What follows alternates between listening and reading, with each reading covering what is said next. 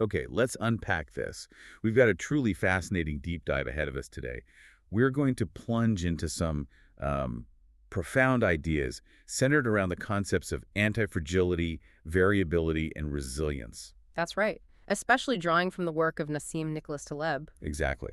And our source material for this exploration is actually a detailed transcript, a discussion that really wrestled with these very concepts. Yeah, looking at how systems, economies, even individuals react and adapt, or sometimes how they fail to adapt when things get chaotic or uncertain. Right. So our mission here really is to pull out the most important nuggets of knowledge, the key insights from that conversation. Think of it as helping you navigate some, well, let's be honest, pretty complex territory. Definitely complex. How Yeah. stress and volatility hit everything from our personal relationships right up to, global economies. Right. And what that reveals about hidden fragility and resilience too. And we want to explore this material with you, helping you figure out the key takeaways, why they matter so much today in this kind of volatile world we're in. It's about seeing the world less as, I guess, fixed and predictable. And more as dynamic and, well, variable. That's the core word, isn't it? Variable. It really is.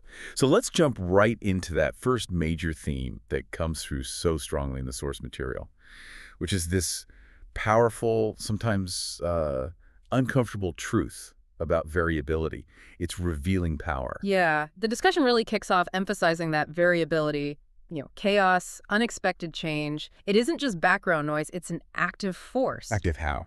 Well, it causes mistakes, for sure, and it drives adaptation. But maybe its most profound function, according to the source anyway, is that it acts as a filter. A filter. Okay, a filter for what exactly? Well, on one level, it filters systems, right? The robust or anti-fragile ones survive, they adapt, while the fragile ones just break. Okay, system level. Makes sense. But it gets personal, too. The discussion really highlights how variability filters your environment and, maybe most crucially, your relationships. The source puts it very, very plainly. It says, once your life is variable, you will know who will leave you and who are with you. Wow. Okay, that's incredibly direct. And honestly, a little bit harsh, maybe. It feels harsh, yeah. It suggests that when things are stable, you might not actually know the real nature of your connections. Exactly. Think about it. When life is smooth, predictable, maybe you're successful, you've got fame, money, power, or maybe just a really comfortable, non-volatile routine, Yeah. people might be drawn to you, or they might stick around for reasons tied directly to that stability, their actual character, their deeper motivations. They're never really put to the test, So they can project an image. Precisely. The source points out that in that kind of non-volatile environment, someone could seem, I don't know, idealistic, honest, almost saintly, simply because the circumstances never challenge that front. So variability is the stress test. It brings the pressure, the difficulty, the unforeseen stuff.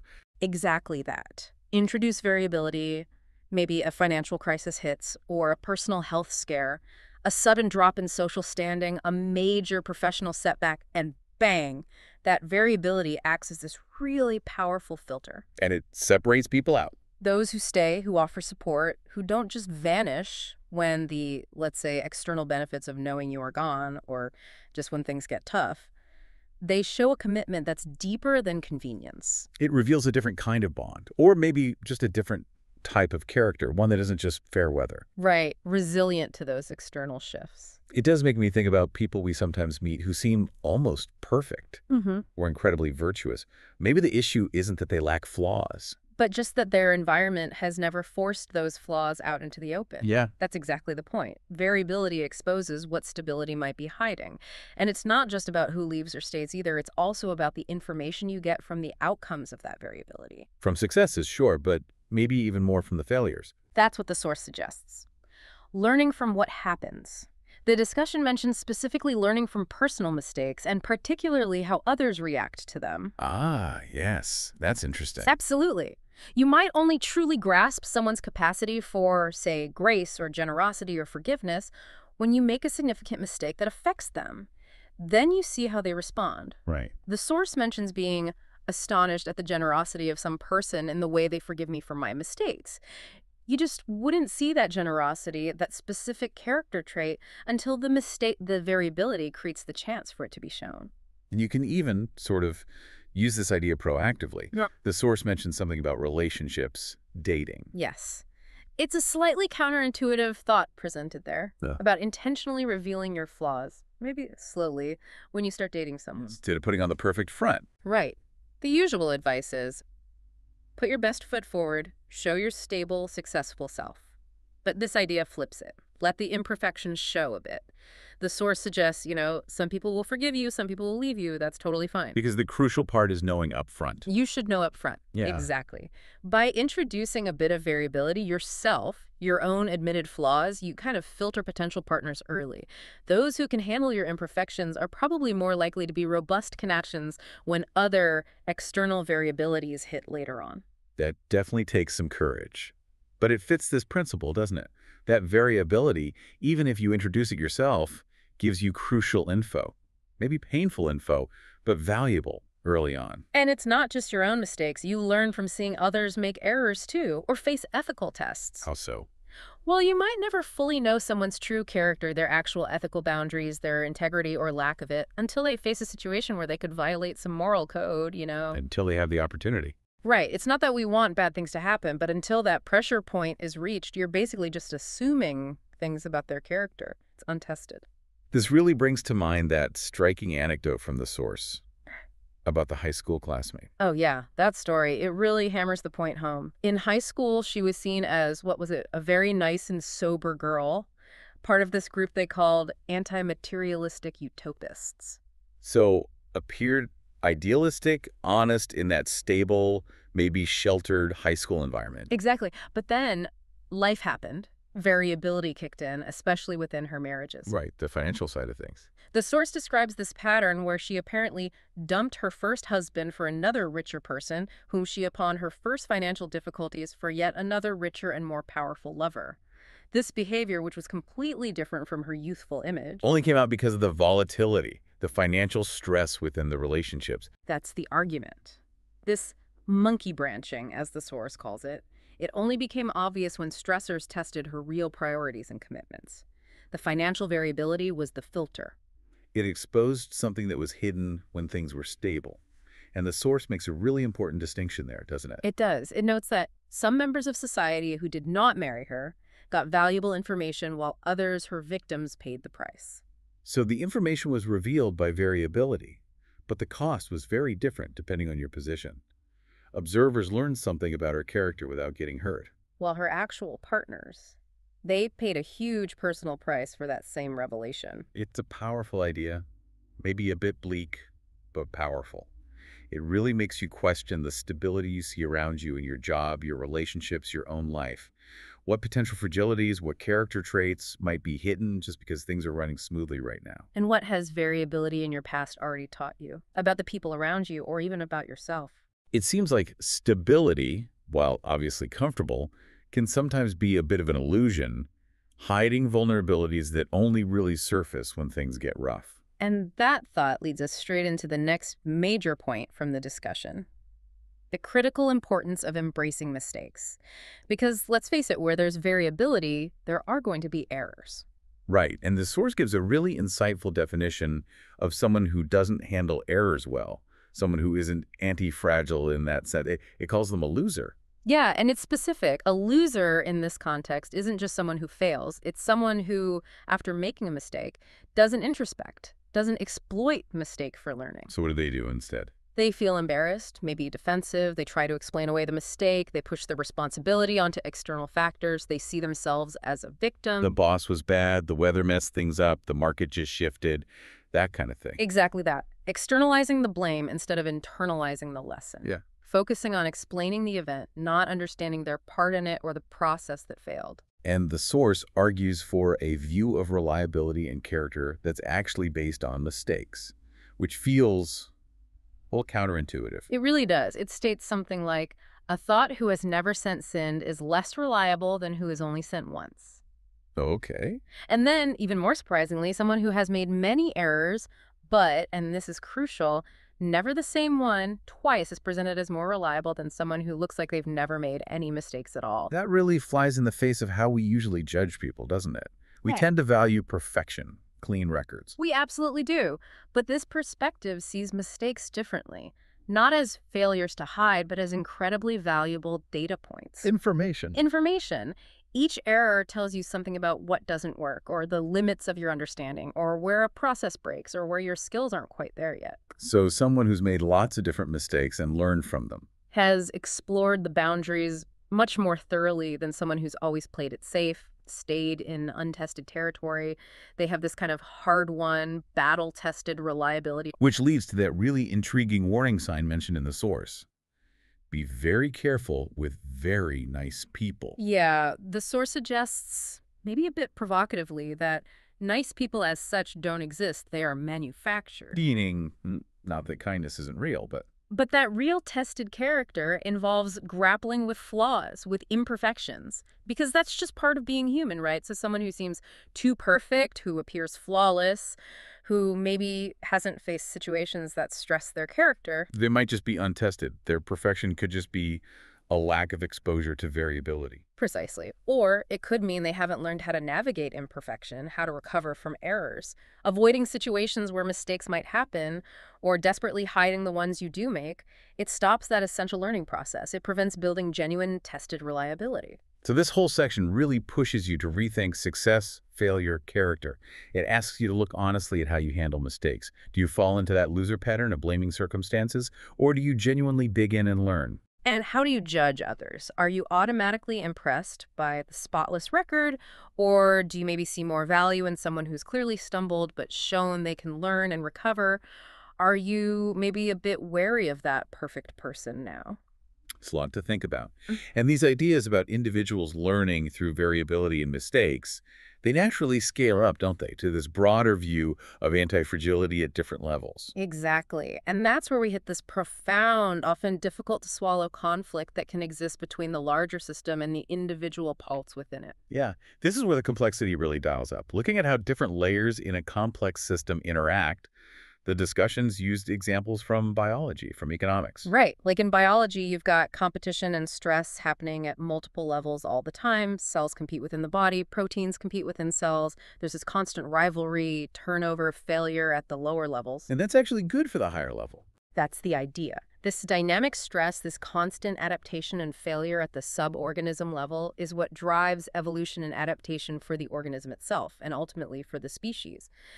Anti-fragility works through these layers. Stress lower down benefits the layers above. And the economy is presented similarly, with layers like individuals, small businesses, big corporations, industries. Exactly. Individuals, artisans, small firms, departments, corporations, industries, regional economies, the whole global thing. You can slice it even thinner. And the core tension highlighted here, the really uncomfortable truth that keeps coming up in the source.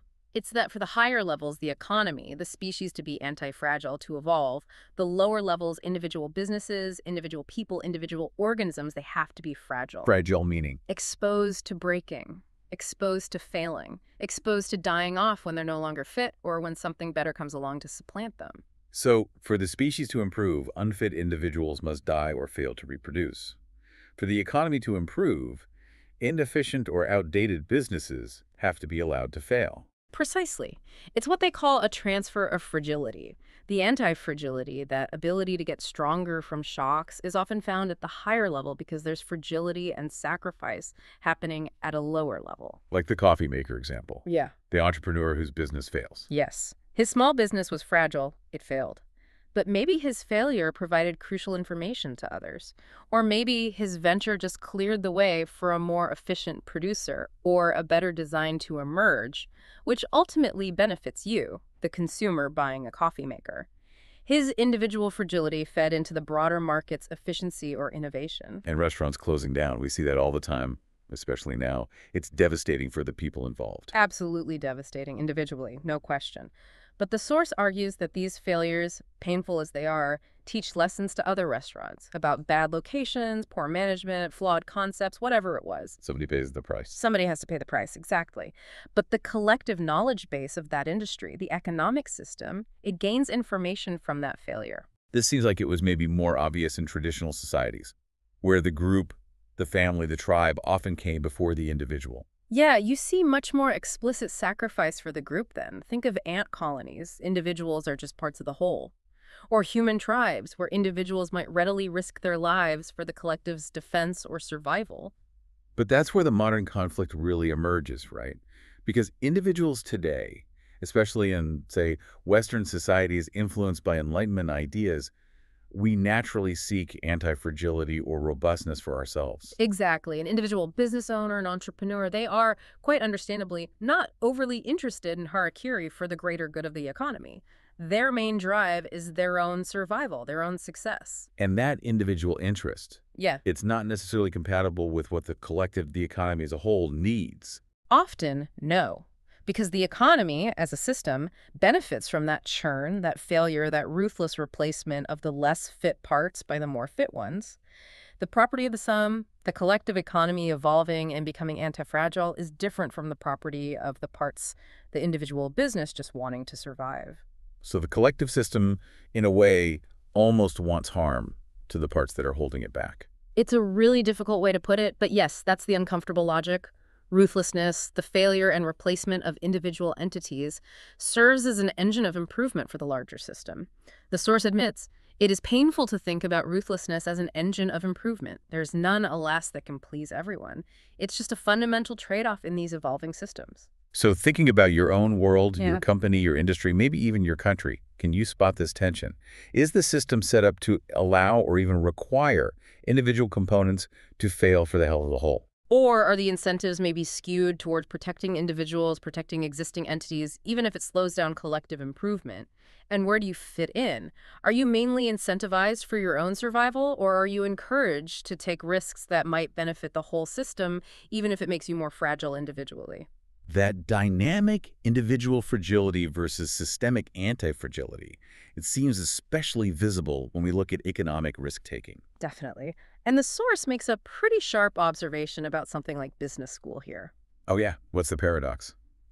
Well, people go to business school to learn how to do well, how to survive, right? To build robust, maybe even anti-fragile individual businesses. Makes sense. But what the economic system, the collective, actually needs for growth and evolution is for individuals to take risks, even improved risk, and maybe even to be slightly blinded by the odds of their own individual failure. Meaning the system gets better through trial and error, Mm. through failures at the individual level. It needs people willing to try things, even if statistically they are likely to fail. Precisely. Nature and complex systems like the economy that mimic nature seem to require a certain amount of individual overconfidence. People need to slightly overestimate their chances, underestimate the risks, just to be willing to take those necessary leaps. Provided the failures stay small and local. Crucial point. Provided the failures don't cascade and bring everyone down. Small, localized failures are the learning mechanism. Like the restaurant business again. It's famously tough, high failure rate. But people keep opening restaurants convinced they'll be the one to make it. They'll beat the odds. And the source argues this is vital. This individual optimism, maybe even delusion, this willingness to take a risk that might look suicidal from a purely rational individual standpoint is actually healthy for the economy. As long as the risks are diverse, not everyone doing the exact same thing, and they stay small scale. So it's actually mandatory for small entities, people, small businesses, to fail often. According to the source, yeah, it's mandatory for people to fail, that as a small entities, they don't fail, the economy will never, ever grow. The real knowledge, the real learning about how the economy works, how industries get better, it doesn't come primarily from textbooks or boardrooms. It comes from It comes from chaos and uncertainty and the anti-fragility experienced right there on the ground. From failed businesses, bankruptcies, bad loans, those are the lessons. But again, somebody has to pay the price. the source uses that stark analogy about the COVID pandemic here, which is Yeah, it's a brutal illustration, isn't it? The idea that lakhs of people died in COVID so that we could learn that what is this virus all about. Then we had the vaccine and the other population improved. individual suffering led to collective learning. Enormous individual suffering and death provided the data, the urgency, the learning that allowed humanity, collectively, countries, societies, to understand the threat, develop responses like vaccines, and ultimately become arguably better off compared to what 2019 was in terms of dealing with that specific threat. It's a tragic, massive example of individual fragility enabling collective learning and anti-fragility. And thinking about that mechanism really puts government interventions like bailouts, especially for the big guys, under a critical lens, Exactly. Bailouts for too big to fail entities are usually done to stop contagion, right? To prevent one massive failure from crashing the whole system. which seems sensible on the surface. But the source argues it's the opposite of the natural, healthy process the economy needs. By propping up a fragile, unfit, large entity, you stop the system from learning from its failure.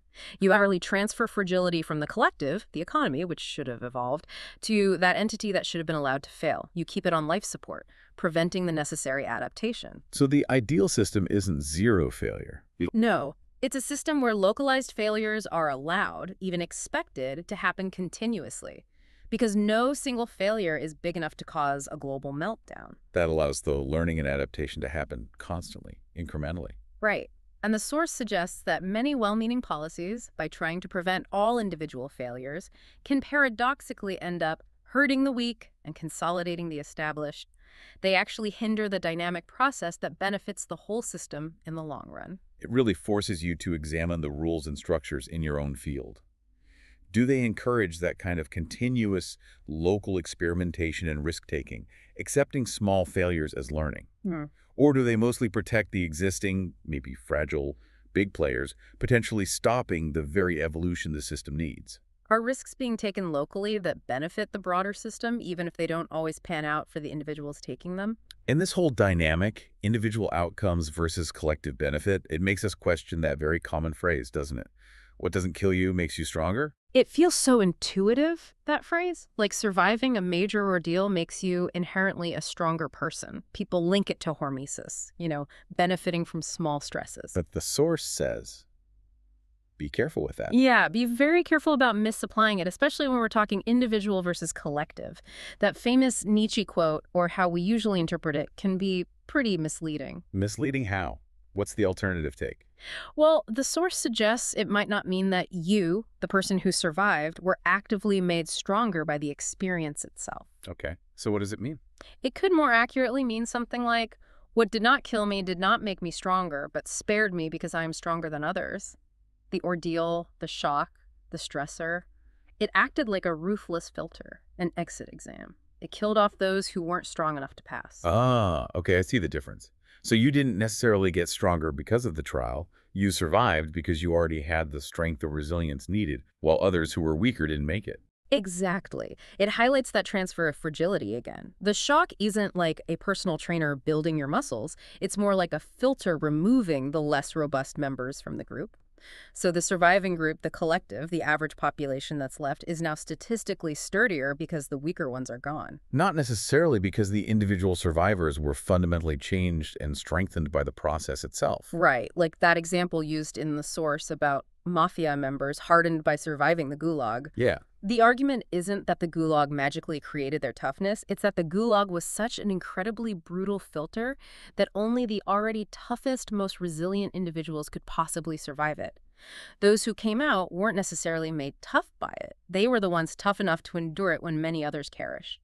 The gulag was the filter that killed the weak, leaving the inherently strong. This tension, individual outcome versus collective consequence, individual fragility enabling collective antifragility. It might seem starker now in our individualistic societies, but it's not entirely new, is it? The source points out that historically, individual sacrifice for the groupthink heroism in war was much more standard, almost expected. It was seen as good for the tribe, but bad for those who perish under the fever of war. The collective benefited, even thrived, because of individual sacrifice. And the military example illustrates this transfer of risk really clearly. Definitely. Soldiers, as individuals, are paid. They're stationed in dangerous places. They are deliberately made individually fragile by being put at the border, exposed to harm. And this allows This deliberate taking on of individual risk allows the idea of the country, the nation itself. The source uses India as the example to be anti-fragile. Soldiers are safeguarding the enduring concept of India, not necessarily specific citizens they've never met. Somebody is taking chance for somebody else. They accept fragility in conflict zones to protect the collective entity, the nation, the idea that India shouldn't suffer. the source even brings in a much more extreme and difficult example. suicide bombers. Yeah, a deeply challenging topic, obviously, but the source analyzes it through this specific lens.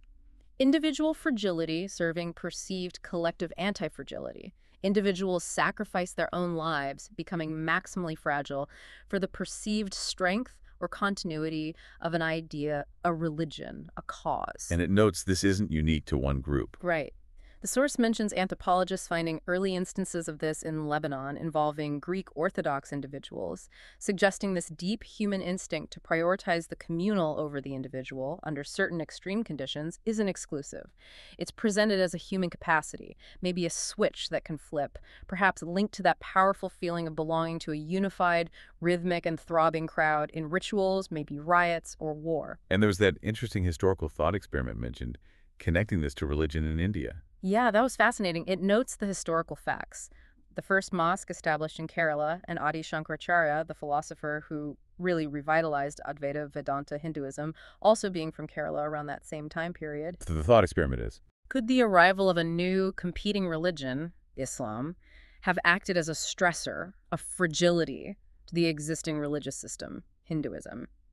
And could that stressor have in turn spurred Shankaracharya's intense philosophical work and organizational efforts?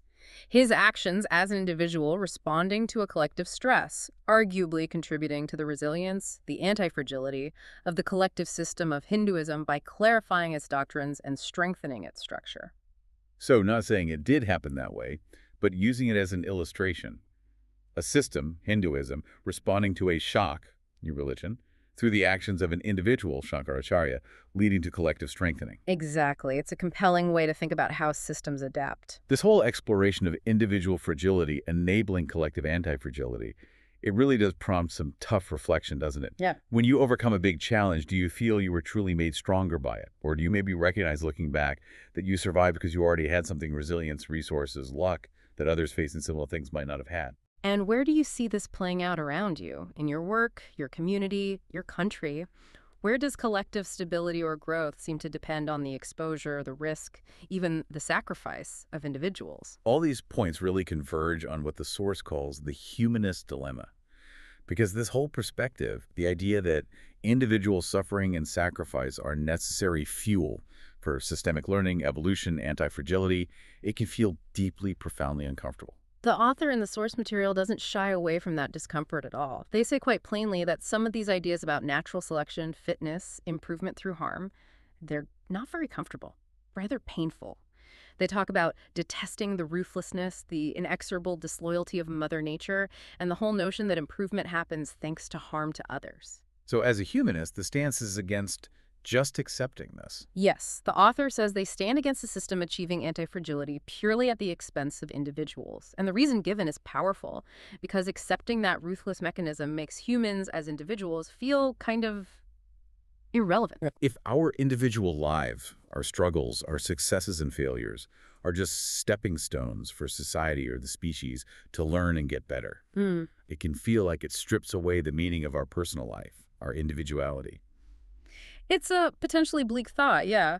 The source acknowledges it could lead to depression, but it also offers another way to look at it. Which is, The finding meaning in being that stepping stone, seeing your purpose as contributing to that collective learning, that improvement process. like the example given of the speaker teaching a class. Right. Compromising something for the greater good of 17 other people, consciously framing it as being a stepping stone, prioritizing the attendee's learning over his own time or comfort.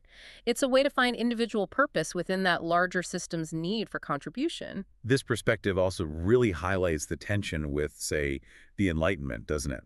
Absolutely. The Enlightenment was, in many ways, a reaction against those traditional collective first societies.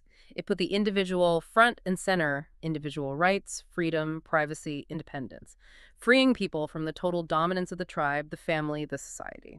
Compared to those historical examples mentioned earlier, like the French families sacrificing savings for a cousin's debt to protect the collective family honor. Or the mafia's man of honor, choosing prison over informing, prioritizing the tribe's survival and code of silence above his own individual freedom. Right. The collective interest clearly trumped the individuals.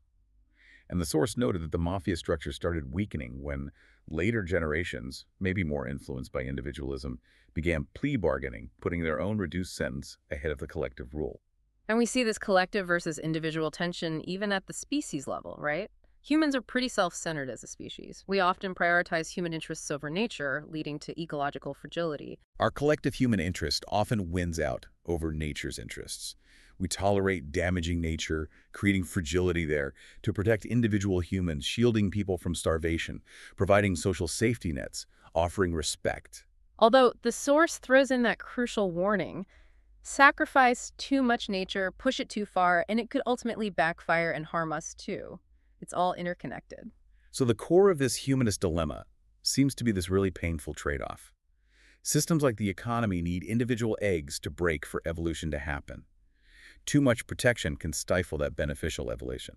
But as humanists, valuing individual life and driven by empathy, we instinctively want to shield individuals from the worst outcomes, provide basic safety nets, ensure respect. Shield individuals from starvation, provide some social protection, and give them respect. It's a constant balancing act, acknowledging the system's needs, but prioritizing human dignity and well-being where we can. Exactly. It's not easy. But despite how difficult and uncomfortable this trade-off is, the source does find some, maybe, glimmers of hope or value, particularly around ideas like heroism and entrepreneurship. Yes, heroism and the respect societies tend to give heroes is framed as a kind of societal compensation for those who take risks that benefit others, often at great personal cost. And entrepreneurship is put in that category. Not just business, but something heroic. Yeah, described as a risky and heroic activity, absolutely essential for economic survival and growth.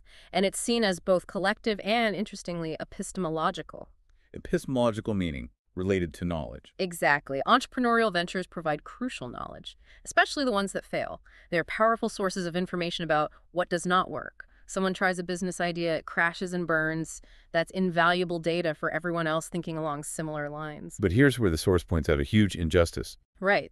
The failed entrepreneurs, the ones who often provide the most valuable lessons by showing clearly what not to do, they get little to no credit for it. They often face social stigma, lose everything. While others, competitors, banks, the whole economy benefit from their very expensive experiment. The author even expresses personal anger about this, enjoying the fruits of an economy built on these failures, while the person who failed struggles alone. And the proposed solution is pretty radical, but it follows the logic perfectly. Treating ruined entrepreneurs in the same way we honor dead soldiers. Wow. Both seen as martyrs. That's the framing. A soldier is a martyr for the idea of the country. They sacrifice their life or well-being for the nation's safety, its continuity. Society honors them, medals, memorials, respect. And the failed businessman or farmer Is, by this logic, a martyr for the economy. They go bankrupt, lose their property, suffer huge personal costs. But through that failure, banks learn about managing risk better.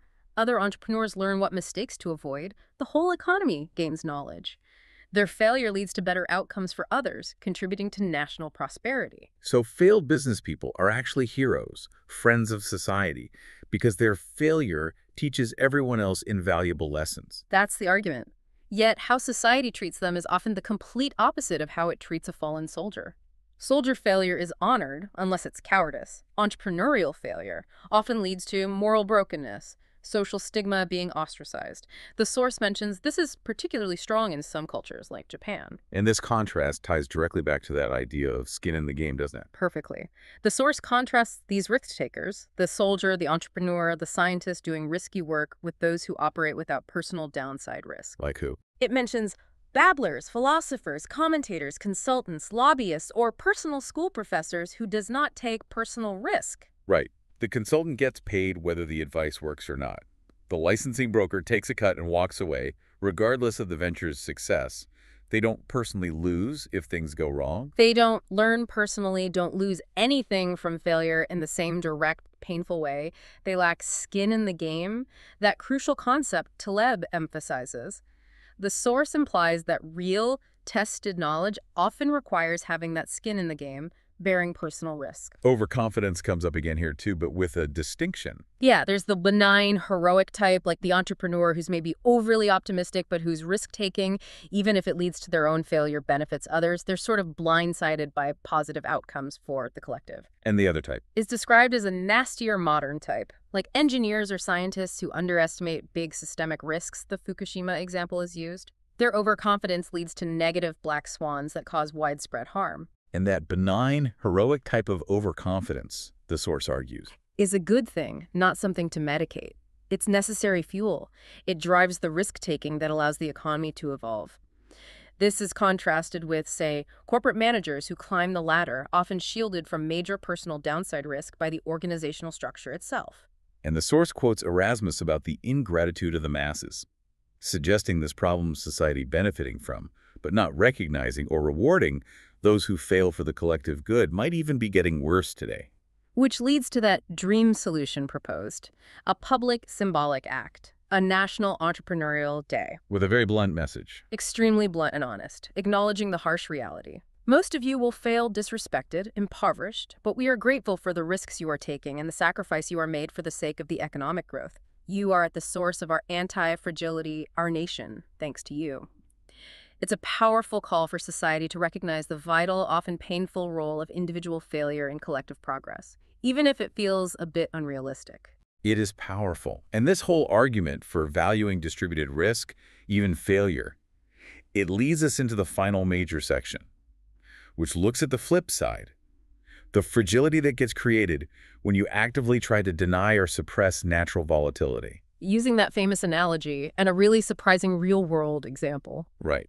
The source mentions this cast of themes in Book 2 of Taleb's work, how trying too hard to control complex systems, to smooth everything out, can actually backfire. Making them more fragile by denying them the small stresses, the hormesis they need to adapt, or just preventing the continuous small adjustments. This sounds like the Procrustean bed. Exactly. Procrustes, the mythical innkeeper who chop off or stretch his guests to make them fit his one-size-fits-all bed. And applying that to complex systems, economies, political structures. Trying to force them into some smooth, standardized, predictable shape, ironing out all the variability and noise. It's like Procrustes' bed. It's often done with the most noble intention, right? To create stability, fix problems, make things efficient. But that fear of randomness and love of smoothness, by preventing the small, constant adjustments and learning, it makes the system rigid and incredibly vulnerable to the big, unexpected shocks, the black swans that eventually blow them up. So trying too hard to stabilize a system, paradoxically, makes it more fragile to the really big disruptions down the line. Precisely. Better to have constant small variations and adaptations than long periods of artificial calm followed by a catastrophic break. The source revisits that John versus George illustration from Taleb's earlier work, applying it to politics. Remind us. John the bank clerk, George the taxi driver. Right. John had this smooth, stable income, looked secure, but was totally fragile to one big, unforeseen event like a banking crisis. George, the taxi driver, had a highly variable, unpredictable income day to day, but his life was constantly adapting to small changes. Made him robust to small shocks, more resilient overall because he wasn't dependent on one single fragile system. So applying that to politics, Yeah. a big centralized state is like John's income. That's the analogy. It presents this illusion of stability, one big employer, one main source of control, the national government. But that centralization concentrates risk. It makes the whole system fragile to large national-level shocks. Whereas a system made of smaller, more autonomous units like city-states, municipalities, cantons, that's like George. Exactly. It looks more variable on the surface. There's local friction, noise, constant small adjustments. But this distributed control, this constant adaptation at the local level, makes the overall system robust, maybe even anti-fragile, to bigger shocks because the risk is spread out and failures stay local. And the key principle here is really counterintuitive. It is. The more variability you observe in a system, the less black swan prone to it. Those small, continuous fluctuations, the adaptations happening locally, they prevent the buildup of the kind of rigidity that leads to huge system-wide collapse. And the prime real-world example given for this is Switzerland, which most people think of as maybe the most stable country on Earth, often called the most anti-fragile place on planet. It acts as a safe haven, right? Sure. It actually benefits from chaos elsewhere because capital and people flock there. Its currency often goes up during global crises. But the paradox the source highlights is its stability isn't despite having a weak central government. It's because it doesn't have a powerful, centralized national government in the way we usually think of one. How does that work? Well, apparently Swiss citizens often don't even know who their president is, which is almost unimaginable in most countries. Their central bank is tiny relative to their economy. The reality is that governance is incredibly bottom-up. Municipalities, cantons, Yeah. they run the show locally. They function almost like mini-sovereign states, managing most of their own affairs, loosely joined in a confederation. So while there isn't much big national political drama, There's tons of local volatility. Friction. loads of it. The source calls it a dictatorship from the bottom. Decisions get made locally, often involving messy, long arguments about really mundane things like where to put a water fountain. Okay. But this constant, maybe boring, sometimes inefficient political process at the local level, it prevents grand, potentially fragile utopian ideas from being imposed from the top down across the whole country. Problems get solved practically locally, adapting constantly to local needs and pressures. That quip about the cuckoo clock. Yeah. Even if the Swiss didn't invent it, it captures that focus. Local, practical, not grand narratives. Exactly. A culture focused on the small, reliable workings of daily life and local governance, not some big national story. Now, this success, being a stable refuge, it does attract downsides, the ugly rich, tax refugees, creating some glitchy scenes in fancy resort towns. But those are seen as side effects of its success, not flaws in the core design. The key takeaway is that Switzerland isn't really a monolithic nation-state with a big agenda from the capital. It's fundamentally a collection of municipalities solving problems at the lowest possible level. And the source contrasts this sharply with more centralized states, using India as an example again.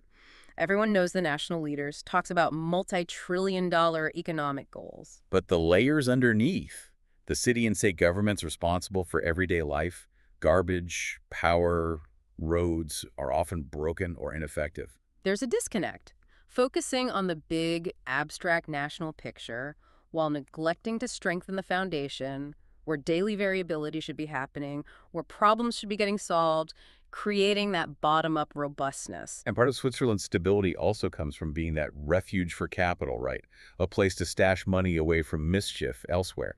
That inflow adds another layer of anti-fragility, even if it's morally complex. Definitely. So the common image of Switzerland mountains, chocolate, watches, it's often a fantasy that completely misses the real reason for its stability and resilience.